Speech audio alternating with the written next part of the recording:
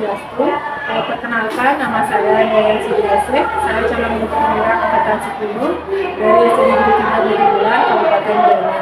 Kali ini saya bersama Ibu Yuliani. Beliau adalah guru kelas 4 dari SD Negeri 3 Budi Bulan.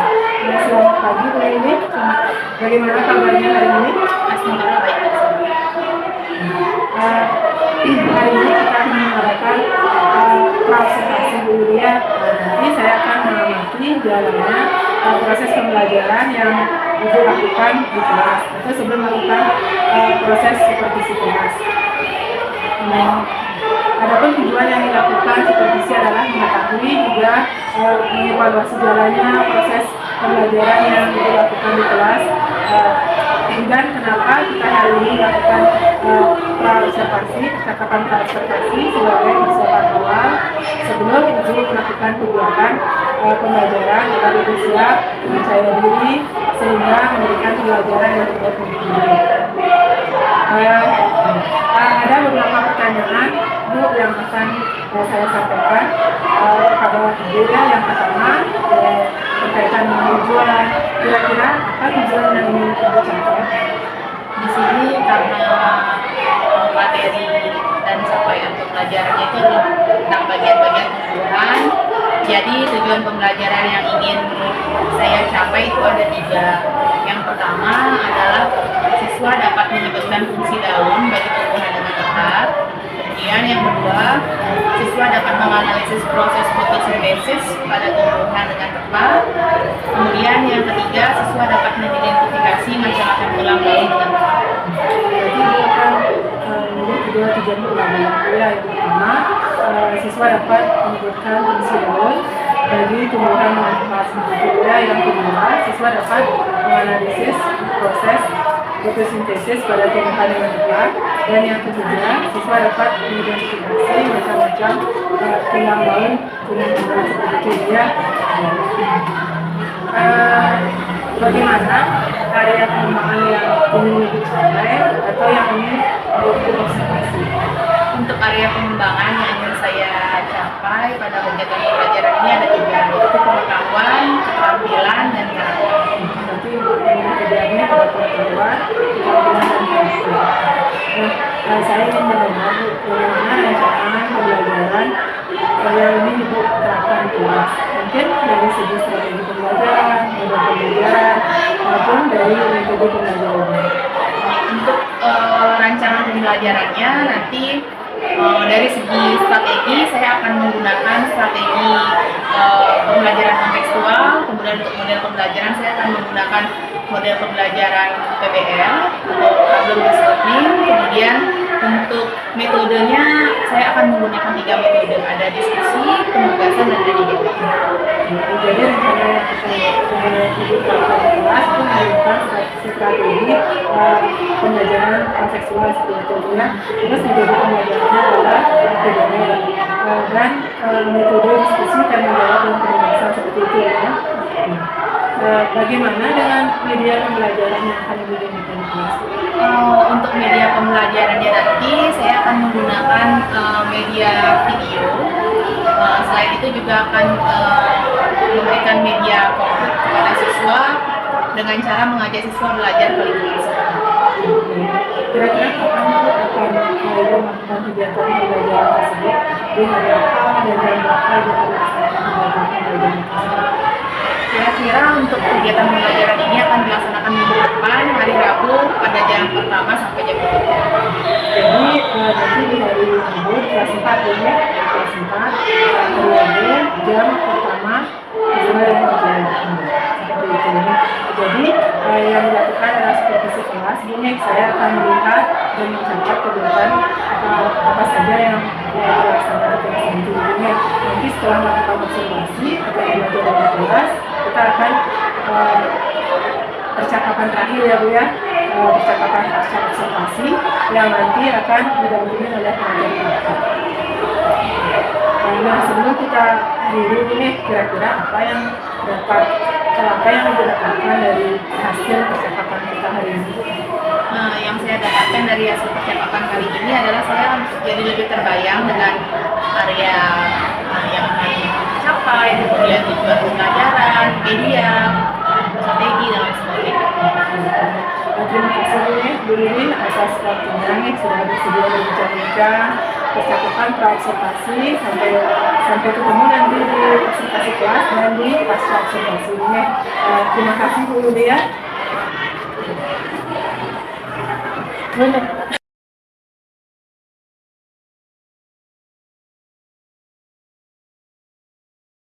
Mulai.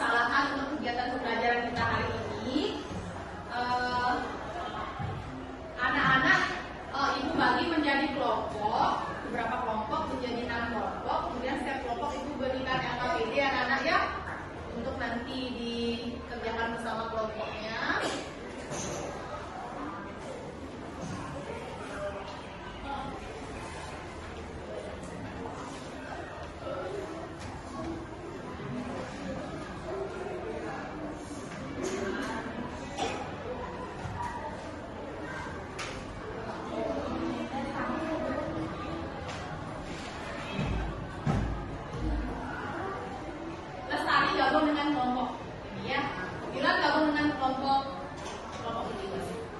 Silakan. Kita lakukan sebentar.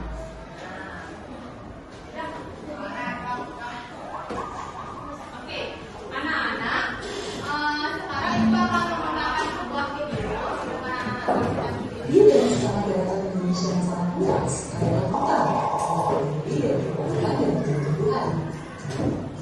Ini menjadikan Indonesia sebagai negara yang memiliki hutan luas ketiga di dunia setelah termasuk Hongkong. Karena itulah Indonesia dimiliki sebagai salah satu kota dunia yang menghasilkan membuat Indonesia. Silakan duduk seperti tadi aja boleh.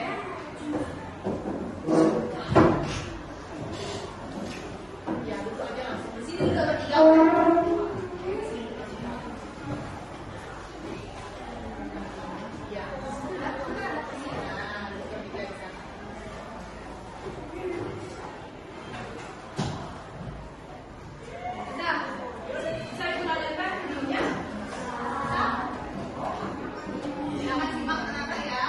Kok bisa hutan yang terdiri dari pepohonan dan tumbuhan menunjang kehidupan kita semua?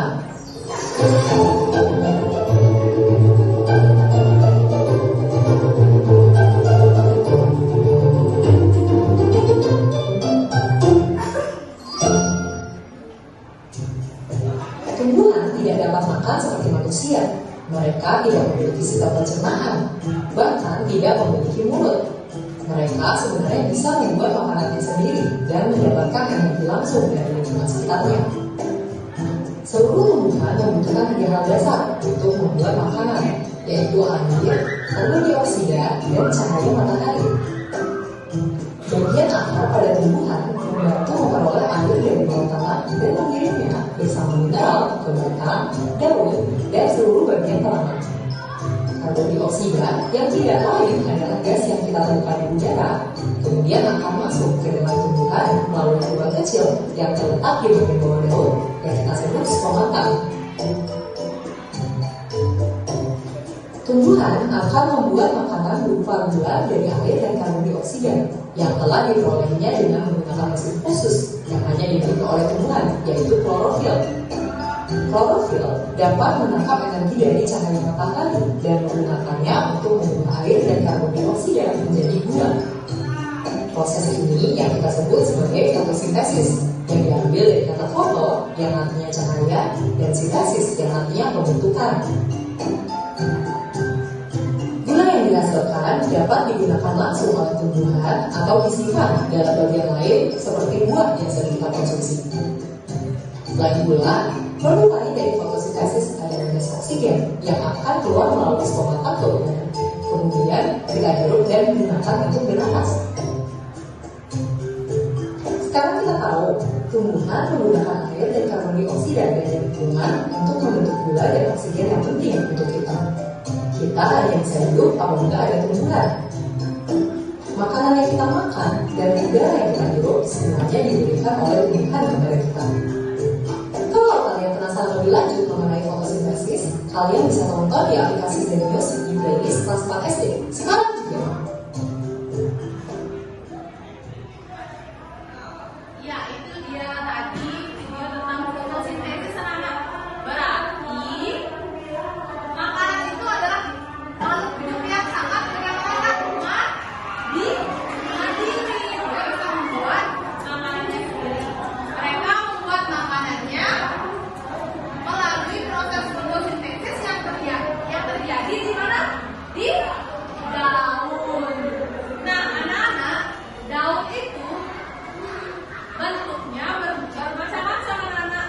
Bentuk tulang daun itu bermacam-macam.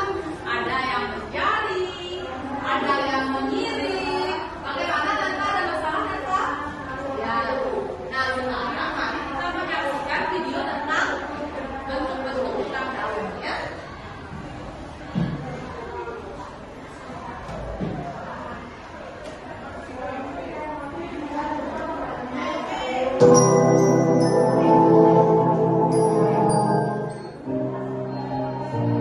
Halo Sobat Isidro, bertemu lagi di Isidro YouTube channel. Kali ini kita akan membahas macam-macam bentuk daun pada tanaman. Daun merupakan satu di antara bagian tumbuhan pada tumbuhan yang memiliki peranan penting. Daun adalah organisme autotrof obligat, yakni bagian tumbuhan yang harus memenuhi kebutuhan energinya sendiri melalui konversi energi cahaya matahari menjadi energi kimia. Nah, daun ini mempunyai beberapa macam bentuk. Apa saja bentuknya? Yuk simak video kali ini. Yang pertama adalah daun menjari. Tumbuhan yang memiliki tulang daun menjari mempunyai bentuk daun dengan satu tulang daun yang cukup besar dan berbentuk seperti jari-jari manusia. Daun dengan tulang daun menjari ini dapat dilihat pada daun singkong, daun pepaya, daun kapas, dan daun jarak. Yang kedua adalah daun menyirip. Sesuai namanya, daun menyirip memiliki tulang daun yang menyirip menyerupai siripkan. Daun menyirip memiliki susunan tulang daun yang tersusun rapi, mulai tangkai hingga ujung dari helai daun. Contoh tumbuhan dengan jenis daun menyirip adalah daun mangga, daun rambutan, daun jambu, dan daun beringin.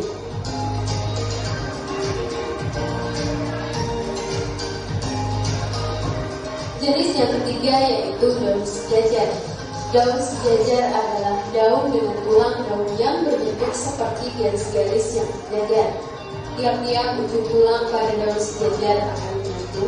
Pada umumnya, terdapat satu tulang daun besar yang membujur di tengah.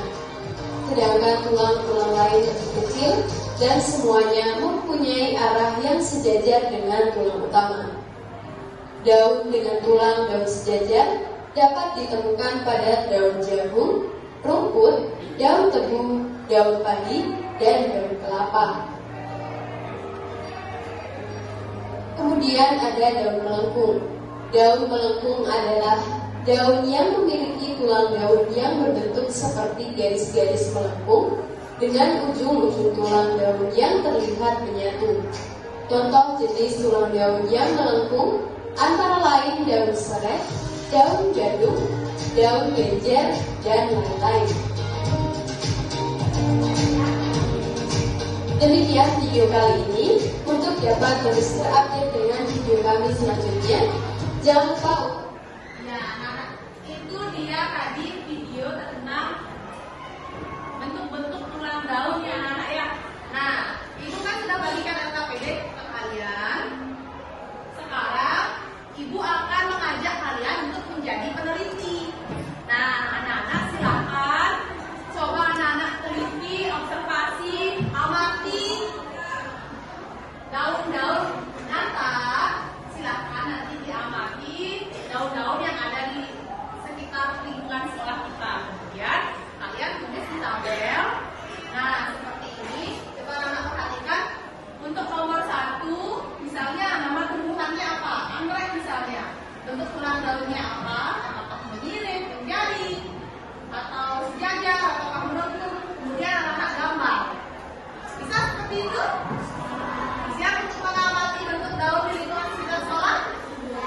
Baik, ibu akan tunjuk kelompok yang paling aktif duluan untuk keluar. Nah, silakan kelompok 1 duluan. Ya, silakan. Boleh bapak langsung ke KBD-nya. Oke, kelompok 2 silakan. Kelompok 3 silakan. Kelompok 4 silakan.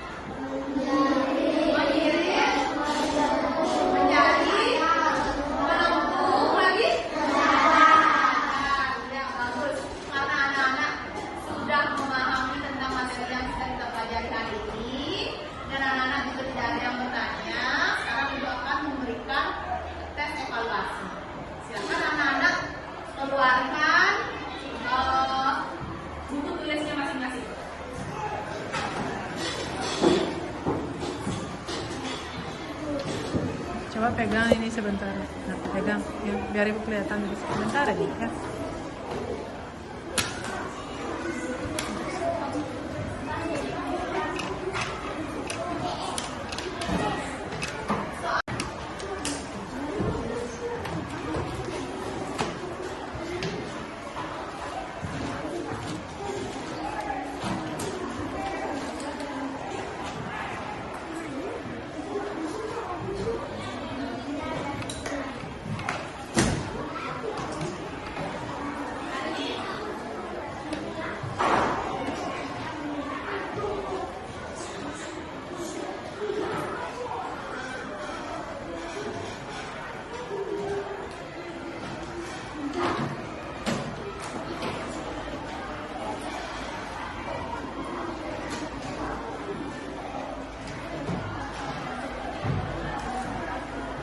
Nah, anak-anak, untuk soal evaluasi yang pertama, sebutkan fungsi daun. Kemudian untuk soal yang kedua, jelaskan proses fotosintesis. Kemudian Jawabannya yang keempat anak-anak ya. Kemudian untuk yang ketiga, sebutkan bentuk-bentuk tulang daun. Ya, silakan dikerjakan, buat jawabannya saja. Buat jawaban yang sebaik-baiknya. Bagaimana anak-anak, sudah semua selesai? Sudah. Ya, silakan dikumpulkan sekarang. Ya, silakan dikumpulkan.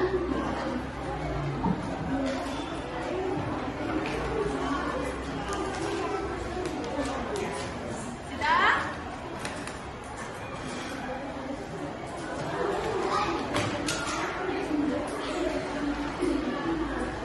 Nah, anak-anak,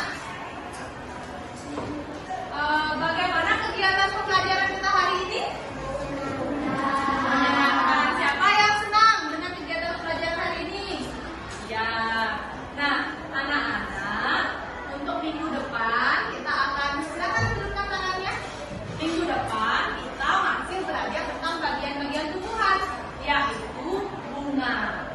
Nah, silakan anak-anak baca-baca dulu di rumah ya. Nah, sekarang untuk mengakhiri pembelajaran, mari kita bernyanyi terlebih dahulu. Mari kita menyanyikan lagu daerah Bali. Lagu apa ya kira-kira ya?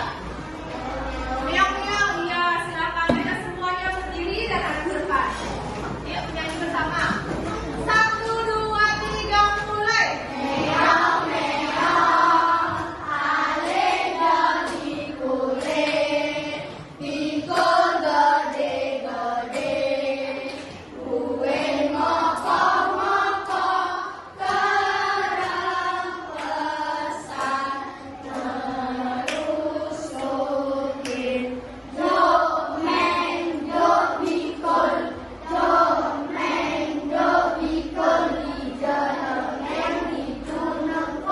Ya. Untuk mengakhiri kegiatan pembelajaran hari ini, mari kita tutup dengan doa. Yaitu silakan diikuti doanya.